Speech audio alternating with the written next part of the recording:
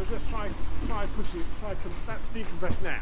If you push it forwards, yeah, that's compressed. So what, basically, if you leave it decompressed, I'll put it over 4 times. Yeah. And then this is that's the coil. Yeah. And that's the mag. There's coil and mag. Right. So what we'll do is switch everything off, put it over 4 times, everything on. That's pushed in at the moment. That's pushed in is off. Right. Yeah, the old button fell apart. Leave it off, and then I'll put everything on, and then I'll buzz it, and it should go. And as soon as it fires, it'll run for a bit, and then.